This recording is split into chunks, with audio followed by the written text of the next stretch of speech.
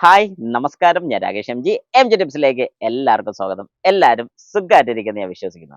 പലരുടെ മനസ്സിലുള്ള ഒരു സംശയമാണ്, ഓട്ടം കുറവുള്ള വാഹനത്തിൽ നമ്മൾ പൊതുവെ പാർട്സുകളൊന്നും റീപ്ലേസ് ചെയ്യേണ്ട കാര്യമില്ലല്ലോ. പാർട്സ് എന്ന് ഞാൻ ഉദ്ദേശിച്ചത് കൺസ്യൂമർ ഐറ്റംസ് ഒക്കെയാണ്. അതായത് air filter, spark plug, fuel filter അങ്ങനത്തെ കൺസ്യൂമർ ഐറ്റംസ് ആയിട്ടുള്ള oil, including oil, coolant, brake fluid അങ്ങനത്തെ കാര്യങ്ങളൊക്കെ റീപ്ലേസ് ചെയ്യേണ്ട കാര്യമുണ്ടോ? കാരണം വാഹനത്തിന് ഓട്ടമില്ല.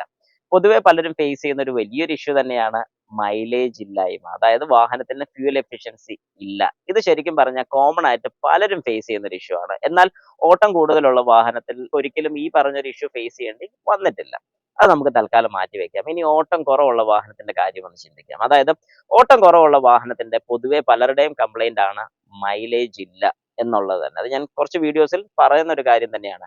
എന്നാൽ ഞാനൊരു സംശയം ചോദിക്കട്ടെ. അങ്ങനെയാണെങ്കിൽ നമ്മുടെ വാഹനത്തിന്റെ ഫ്യൂൽ എഫിഷ്യൻസിയെ ബാധിക്കുന്ന 2 കാര്യങ്ങൾ മെയിൻ ആയിട്ട് നോക്കാനാണെങ്കിൽ സ്പാർക്ക് പ്ലഗ്, എയർ ഫിൽട്ടർ ഇത് രണ്ടും മാത്രമല്ല, എന്നാൽ ഇത് ഒരു വലിയ ഘടകം തന്നെയാണ്. എന്നാൽ പലരും ഈ പറഞ്ഞ 2 കാര്യങ്ങൾ മാറി വിടുമെങ്കിൽ പോലും ഫ്യൂവൽ ഫിൽട്ടർ, അതായത് നമ്മുടെ പെട്രോൾ ഫിൽട്ടർ എത്ര പേര് മാറുന്നുണ്ട്? കാരണം അവരെ ചോദിക്കുന്ന ഇത്ര മാത്രമേ ഉള്ളൂ. എത്ര കിലോമീറ്ററിലാണ് മാറേണ്ടത്?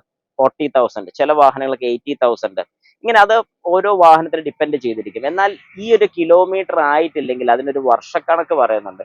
ഈ ഒരു വർഷക്കണക്കും പലരും നോക്കാറില്ല. പക്ഷേ ഈ ഒരു വർഷക്കണക്ക് പറഞ്ഞെന്ന് പറഞ്ഞാലും നമ്മുടെ വാഹനത്തിനകത്തോട്ട് ഫില്ല് ചെയ്യുന്ന ഫ്യൂവൽ എത്രത്തോളം പ്യൂർ ആണെന്ന് നമുക്ക് അറിയാൻ സാധിക്കത്തില്ല.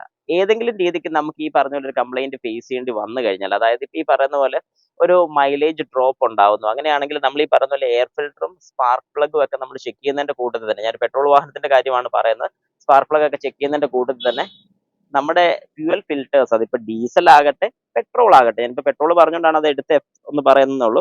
ഡീസൽ വാഹനത്തിലാണെങ്കിലും ഈ പറയുന്ന പോലെ ഒരു ഫിൽറ്റേഴ്സ് നമ്മൾ ചെക്ക് ചെയ്യേണ്ട ഒരു കാര്യം അത്യാവശ്യം തന്നെയാണ്. കാരണം നമ്മൾ ഫില്ല് ചെയ്യുന്ന ഫ്യൂവൽ എത്രത്തോളം പ്യൂർ ആണെന്നും അതിനകത്ത് എന്തെങ്കിലും ഇമ്പ്യൂരിറ്റീസ് ഉണ്ടെന്നൊക്കെ നമുക്ക് കൃത്യമായി അറിയാൻ സാധിക്കത്തില്ല. അങ്ങനെ വരുന്ന ഒരു സാഹചര്യത്തിൽ നമ്മൾ ചെയ്യേണ്ട ഒരു കാര്യം എന്ന് പറഞ്ഞാൽ, എപ്പോഴെങ്കിലും നമ്മൾ ഈ പറയുന്ന പോലെ ഒരു മൈലേജ് ഡ്രോപ്പ് അല്ലെങ്കിൽ മൈലേജ് ലെസ് നമുക്കൊരു പ്രോബ്ലം ആയിട്ട് ഫീൽ ചെയ്യുന്നുണ്ടെങ്കിൽ ഉറപ്പായിട്ടും നിങ്ങളുടെ വാഹനത്തിന്റെ ഫ്യൂവൽ ഫിൽട്ടർ അത്യാവശ്യമായിട്ട് ഒന്ന് മാറി വിട്ട് നോക്കണം. കാരണം പൊതുവെ ഫ്യൂവൽ ഫിൽട്ടേഴ്സിന് വലിയ വില വരുന്നില്ല. ഡീസൽ വാഹനത്തിന്റെ അല്ല ഞാൻ ഉദ്ദേശിച്ചത്, പെട്രോൾ വാഹനത്തിന്റെ. ഡീസൽ വാഹനത്തിന്റെ കുറച്ച് റേറ്റ് വരുന്നുണ്ട്. പക്ഷേ ഡീസൽ വാഹനം നമുക്ക് പിന്നെ അഴിച്ചു നോക്കാൻ സാധിക്കും. പെട്രോൾ വാഹനം പൊതുവെ കൺസീൽഡ് മോഡൽസ് ആണ് കൂടുതലും വരുന്നത്. അപ്പൊ അങ്ങനെ ആകുമ്പോഴത്തേക്ക് നമുക്ക് അത് അഴിച്ചു നോക്കാൻ ബുദ്ധിമുട്ടുള്ള ഒരു കാര്യമാണ്.